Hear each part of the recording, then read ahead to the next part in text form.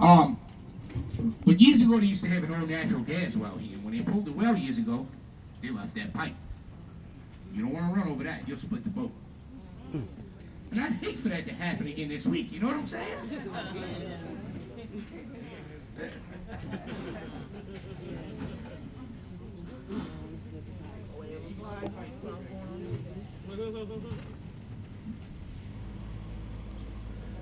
What I want to do, y'all, is go look in this corner up here. Yeah, the fish jumping. They've been jumping like that all day.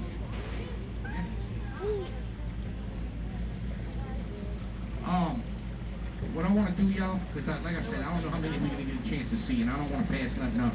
So I want to come take a look in this corner before I move back across the canal here.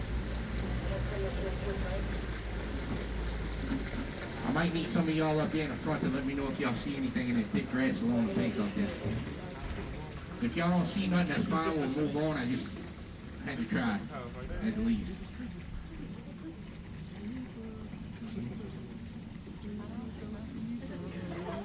I wasn't willing to take the chance, but I ain't been seeing much right here.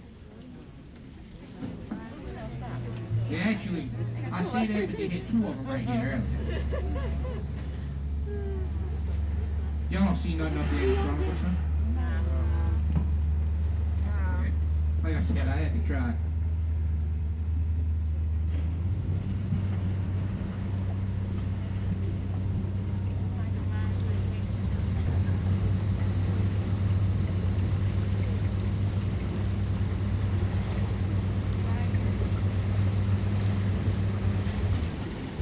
Damn, what the fuck, man?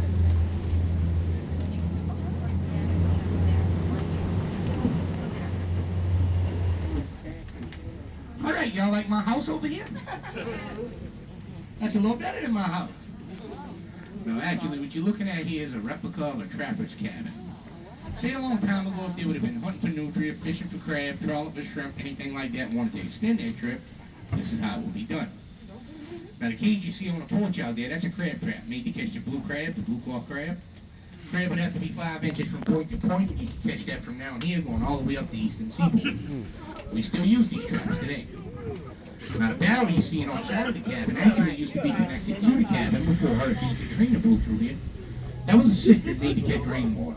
They would use that water for drinking water and cooking purposes, you know, things like that. And I know y'all see that building in the back of it over there with the half a moon on it. That's where a lot of young Cajuns learn to read.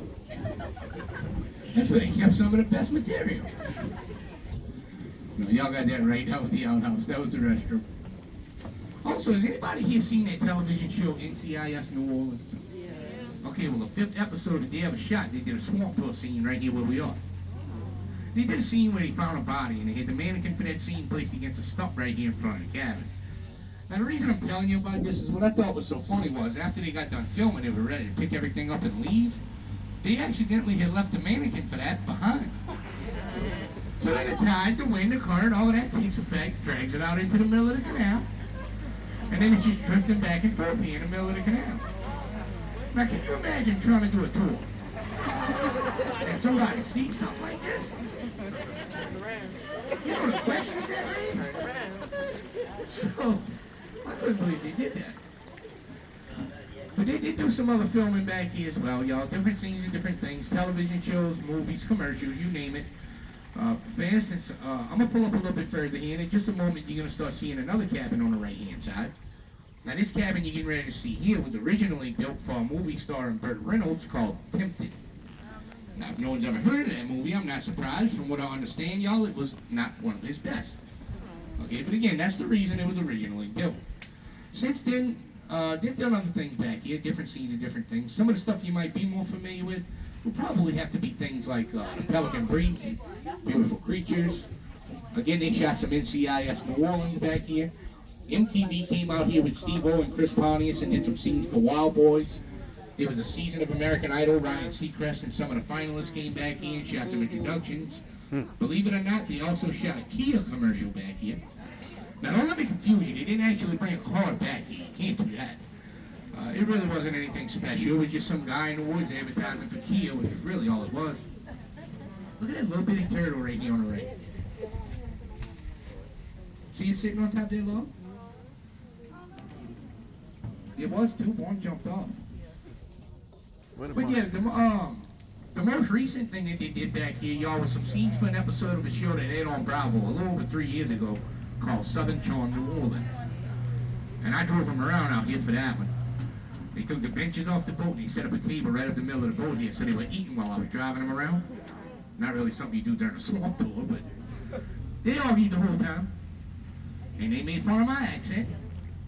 Evidently, it sounds like I talk like I have stuff in my mouth all the time and I need subtitles. I didn't find that part out until after the show ended. But no, it was fun, y'all. That's not something you get to do every day. Joke's on them, though. You know they always trying to find the biggest idiot they can find from Louisiana and stick them on TV. Well, I wasn't it. NOLA.com comes out with an article after that and says that I was the most authentic thing about the show, and that they wanted to know if they could make me a regular. So, joke's on them. Anyway, that really is where the private property ends, y'all. Everything else you're going to see from this point forward all belongs to the national park. And you also have a good chance of seeing some more turtles from here going to the next waterway, as this is one of the areas they tend to hang out. So keep your eyes open for that along with Banksy as we continue. You're very likely to find some. And while we're looking for some turtles and some more alligators and whatnot, I'd like to tell you a little bit about this gray stuff you see hanging from the trees around here. It's what's known as Spanish moss, which to me is a pretty odd name for it, considering the fact that it's not Spanish and it's not even moss.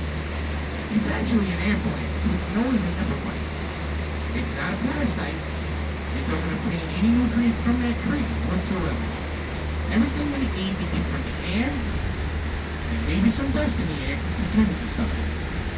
It starts off really small and it grows around. Whatever means it's born, that's where it's going to grow. What I'm getting at is it doesn't necessarily have to be a tree. It can be a fence for that matter. Again, it solely needs the air to survive. Now back when Henry Ford had the Model A and the Model T cars, he actually used to use Spanish moss to stuff the seats. And then there was a recall on it with bugs coming out. You get recalls and stuff like that, you know, so obviously he didn't do something about that. But a lot of time ago, what a lot of Canadians used to do is they would use Spanish moss to stuff things like furniture, bedding, you know, pillows, mattresses, things like that. But what they would do in order to run the bugs out of it, drown it out in the bucket of water for several weeks. And if it was that great color you see, and eventually the bugs would run out, you'd be able to pull it out, dry it off, and stuff whatever you want to stuff with it. But from what I understand, you still have to change it out every month or so, because if not, the bugs will return. I'm just glad I didn't grow up in those days, y'all. That does not sound comfortable. Sounds like a lot of work, too. Now, there is a gator in particular that I'm hoping to find in this area. I haven't seen her on the coast all week, but I know she's in this area somewhere. She normally hangs out between where we are here and I'd see where that tree fell down in the middle of the waterway there. But the only logical explanation for this right now is, like I said, it is nesting season. So I'm assuming she's got a nest somewhere nearby. Now, if I was able to pinpoint where that nest is at, I can find her automatically. What might end up happening is I might have to wait until the babies are born. Once they hatch, they'll probably be swimming along the bank right here somewhere, and I'll find her right there defending them. So that's probably going to be my best bet.